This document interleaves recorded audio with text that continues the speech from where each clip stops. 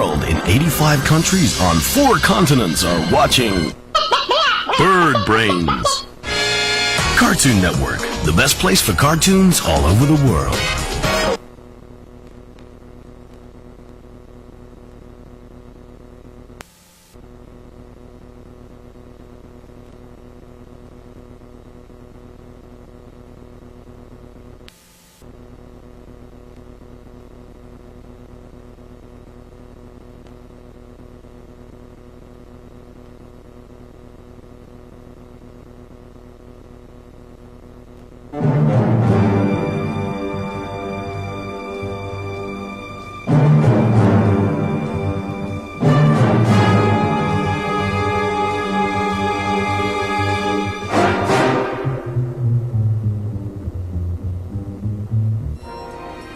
In 1968, the Banana Splits released one of the most successful debut albums in history. The group then launched on a tour of America's theme parks, shunning the allure of the traditional concert venues. It seemed things were on the up and up for the band. Then, suddenly, just before the fall leg of the tour, the Banana Splits disbanded and went into seclusion, refusing to be interviewed. To date, there has been no contact with the band or with anyone from the Splits camp.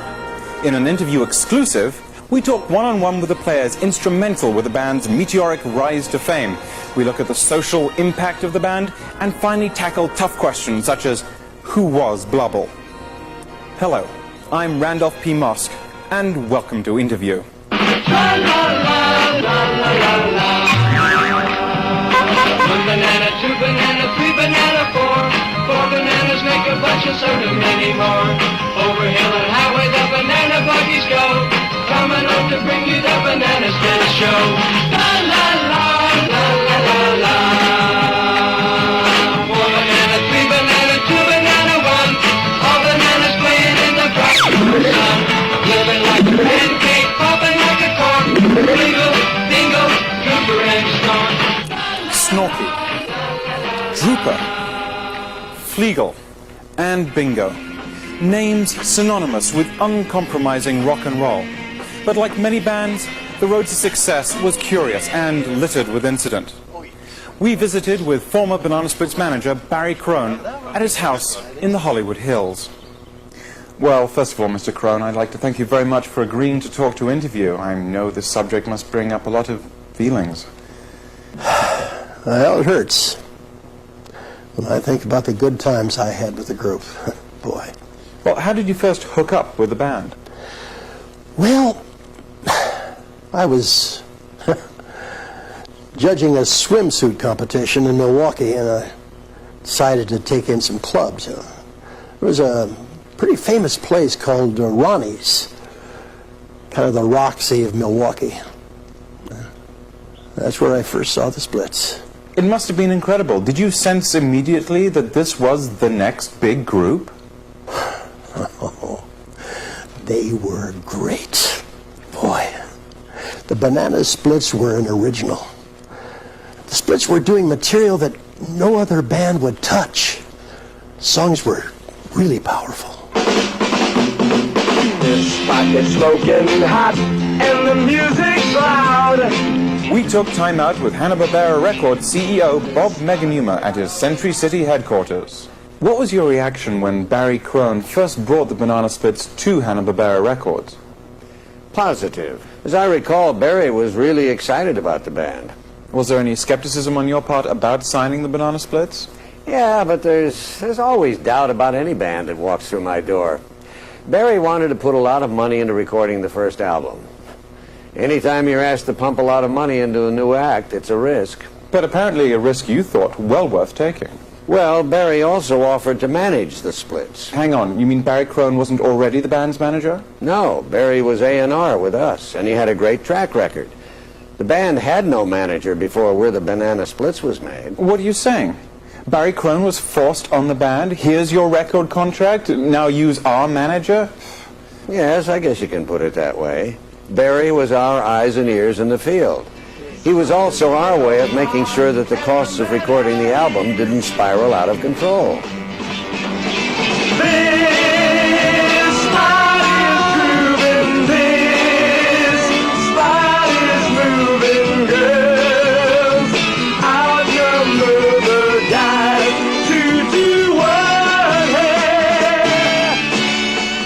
With the Banana Splits is not only famous for topping the charts for 12 straight weeks, but for how much the album cost to record. Now, is it true that Mr. Bob Meganuma almost pulled the plug on the album? No. There was a little matter of some go-karts that were charged to the album, but it was no big deal. Maybe so, but it's still been very difficult for you to quash those rumors of wild parties during the recording sessions. Total BS. If your idea of a wild time is riding around in the woods, well, more power to you. The band liked to let off a little steam with the go-karts, that's all.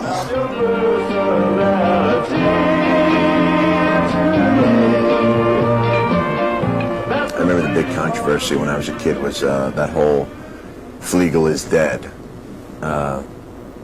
What they had said was that Flegel was not the Flegel, that Flegel had died in some sort of car accident, and this was a new Flegel. Mr. Meganuma, did you almost pull the plug on the band? That's a little extreme.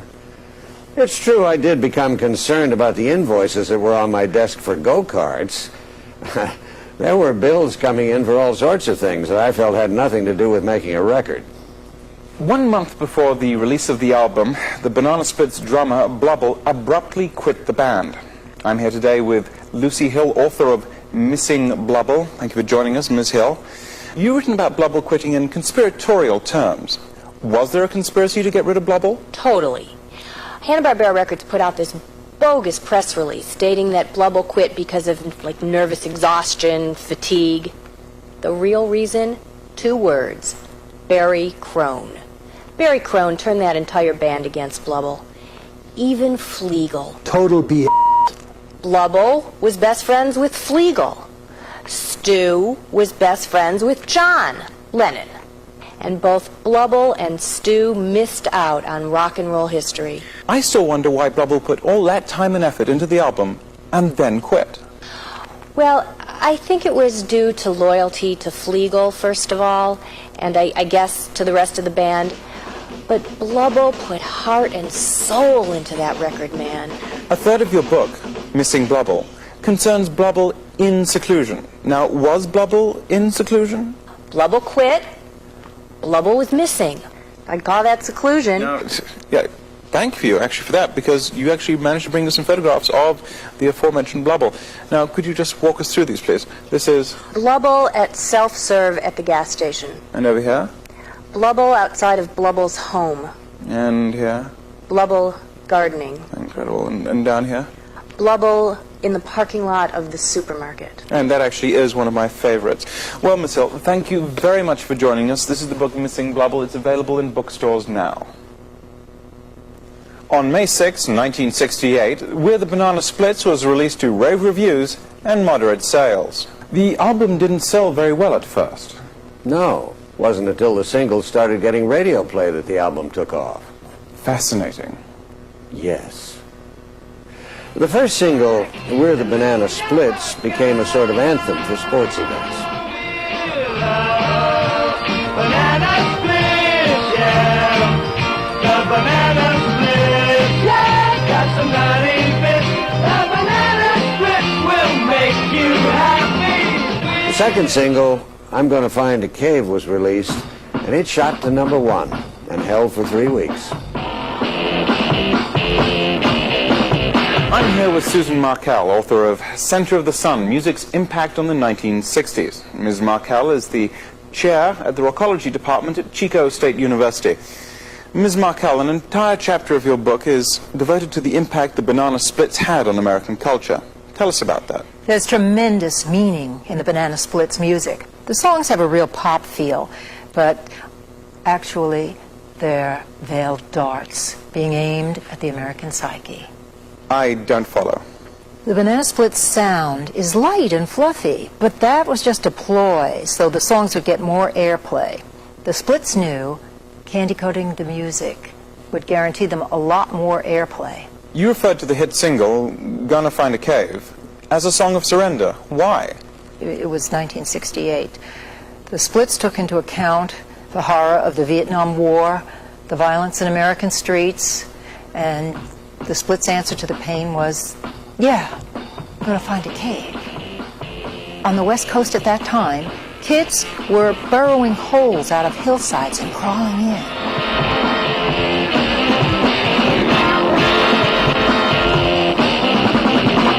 Gonna find a cave for me and you. Oh yeah, where we can sing and play if we want to.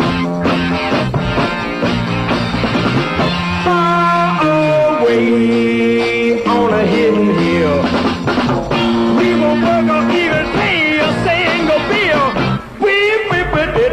I'm gonna find a cave.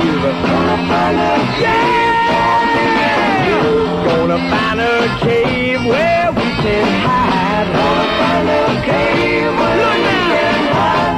Everything we crave will be inside. Everything we crave will be inside. Me and you, and lots of goodies there. If I want, I can pull you by your hair. Gonna find a cave. Oh yeah, gonna find a cave. Ah yeah, woo!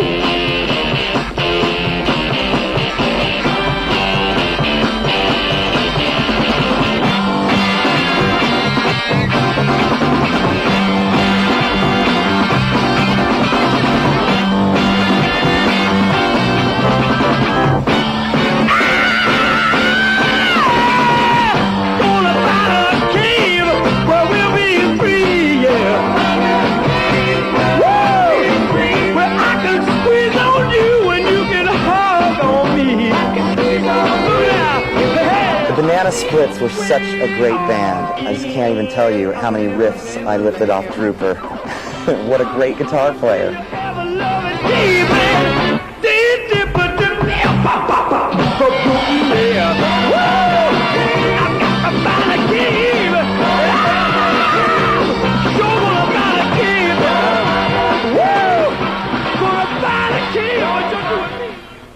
Were all the songs hotbeds of political dogma?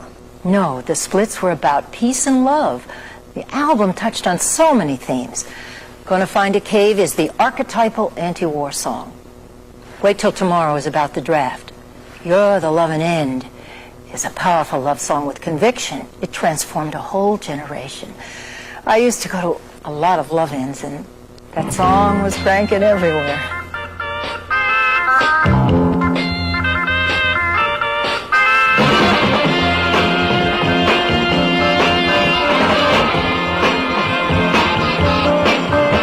Well, I stopped looking when I looked at you. You're the loving end. 'Cause how much better can a poor boy do? You're the loving end. Bright lights couldn't shine no brighter than the love light in your eyes.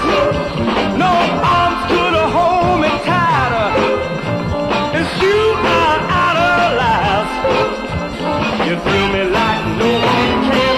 You're the loving end. You're the loving end. You're the loving end.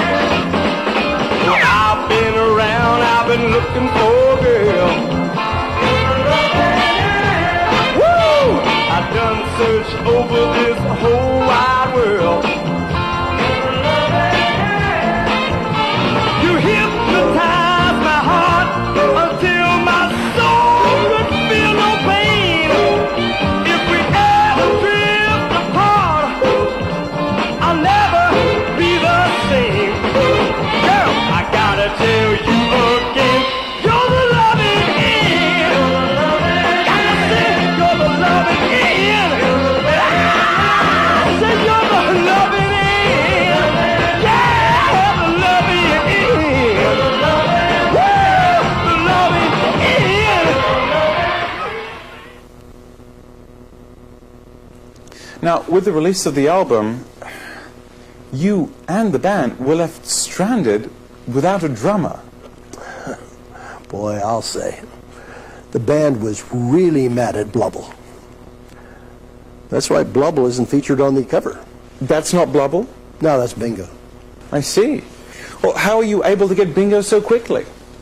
Well, a lot of people know Bingo now through the Banana Splits, but Bingo was a much sought-after session drummer.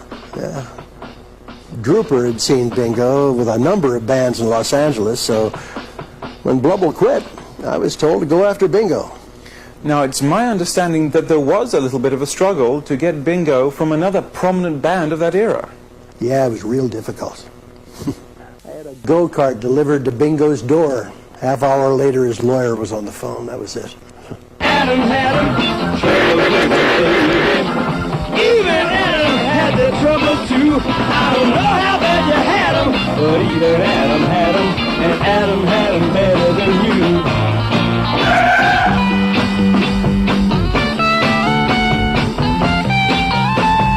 I don't know how bad you had 'em, but even Adam had 'em, and Adam had 'em better than you. With sales of the debut album skyrocketing, a major tour was imminent. Did you resist at all when you heard the Banana Splits had decided to tour theme parks instead of traditional concert venues? Well, Barry told me the reason was the band wanted to get up close and personal with their fans. I thought the idea sucked. Everybody jump into it. Banana Split is a groovy, groovy dance. Everybody start to do it. Here we go now. Did you have any idea that the summer theme park tour would be such a success? Well, I was a little surprised. Well, I knew the band could play large venues and do festivals, but it was more important we get up close to the fans, really hone the material.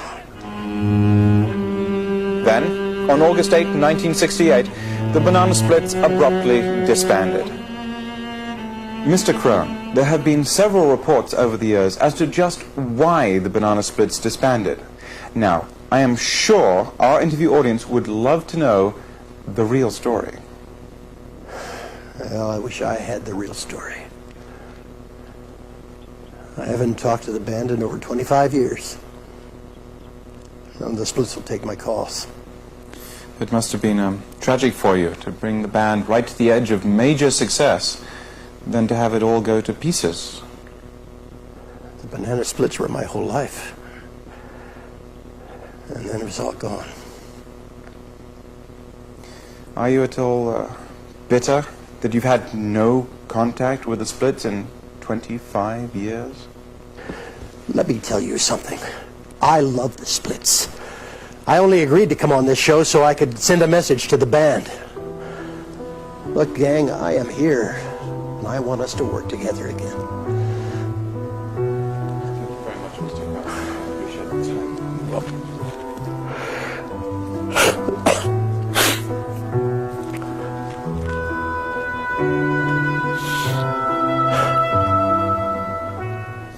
Mr. Meganuma, why did the Banana Splits decide to break up? Well, the band had a lot of success very quickly, and I think that made the world around them pretty hectic. I felt sad about the breakup. However, you got to remember that as CEO of one of the largest record companies in the world, I see a lot of bands come and go. And you do tend to become a little indifferent after a while, you know? What was behind the breakup of the Banana Splits? It was the two clowns at Hanna-Barbera, Bob Meganuma and that manager, Barry Crone. How so? Crone was such a brown-noser. Meganuma had him going around in circles. Barry Crone knew all Meganuma was interested in was money. That's why there were all those corny merchandising deals. I mean, come on. Drooper toothpaste? It was ridiculous. Surely mass marketing wasn't the only reason. No, it was Meganuma. His nickname in the biz was Dracula. He was a classic penny pincher. He structured deals so there's no way the band could see the light of day. That's why there were so many good groups leaving. Thank you, Miss Markle. Miss Markel. We'll be right back. Drooper was my favorite until, the incident in Cincinnati. Where I guess he flashed himself on stage. He flashed the stage. Something happened. He was arrested, and he started to go downhill after that. I heard he passed on somewhere in a bathtub in France, but I don't know if he's. Yeah. Thank you for joining me for this saga in search of the truth. We've all been witness to the impact of a rock group which has often been misunderstood and quite often misrepresented. Have we learned anything from the Banana Split story? Perhaps not. But we have learned how to love. And sometimes, love is all you need. I'm Randolph P. Mosk for Interview.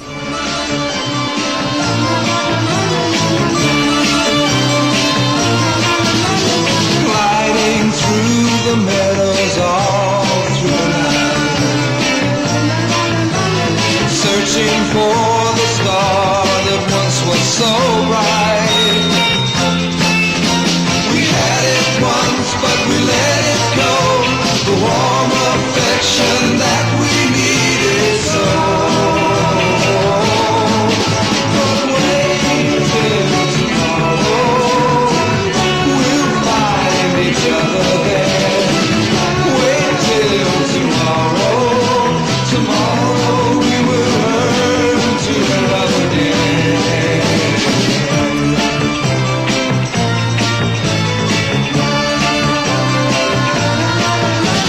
Yesterday we said our love could last, and if we find the crying over the past, I don't know just how we lost our way, but I know we can't make love come back today. So wait till tomorrow, we'll find each other there. Wait till tomorrow, tomorrow we will learn to love again.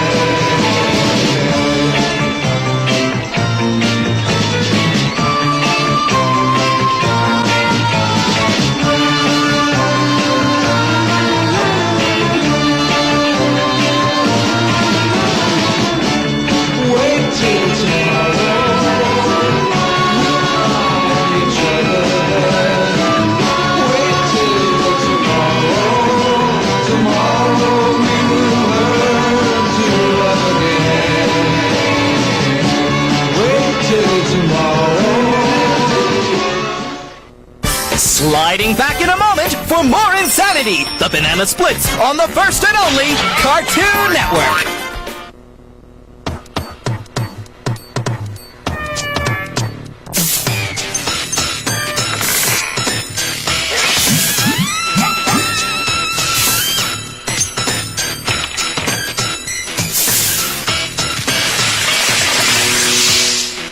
Did you notice anything? Yeah, all that fizzing and melting.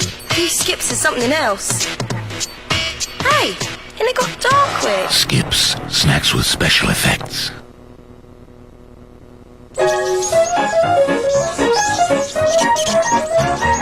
Big Crayola Crazy Tips. 1 free in special packs of Wheatos. Cartoon Network presents Pop Fiction from the critically acclaimed dog rector Quentin Tarantini. A marathon starring 2 stupid dogs. What time is it? Scooby-Doo. They're going to work in a whole weekend of dog tunes. An awesome pumping powerhouse of a marathon. They say every dog will have his day. Well, we're giving him 2. It's Pop Fiction. A weekend of dog tunes starts next weekend from 11 on the best place for dog tunes, Cartoon Network. Weekends on CNN International. There's a world of living. We open your eyes to top fashion and design. Provide a panoramic view of places near and far. Give sensible advice on personal finance. Serve up a flavorful palette of foods. A world of programs to discover from the people who cover your world. Weekends on CNN International. It's now back to Top Banana Weekend with the Banana Splits on Cartoon Network. One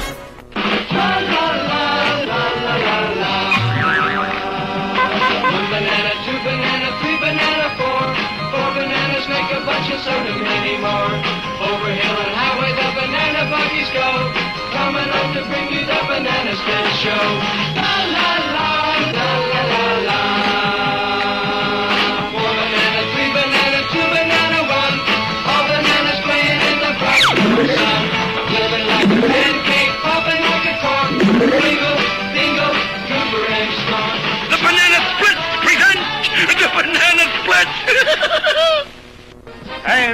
come the banana splits.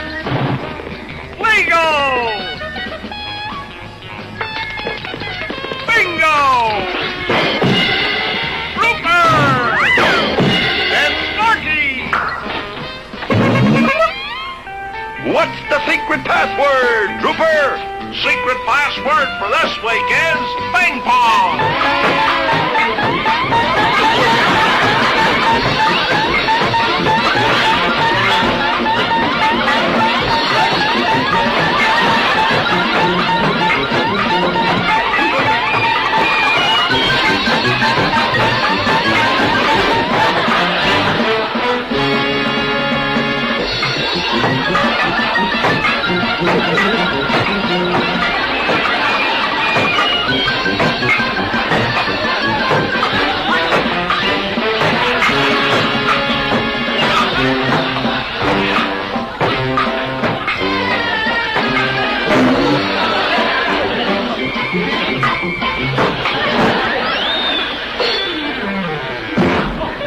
And now, here's Flegel, your Banana Splits reporter, with the latest news. A bulletin. Melba Figtree, well-known singer, had difficulty singing last night at our concert. She had a frog in her throat. However, this morning the critics reported that the frog sounded better than Miss Figtree.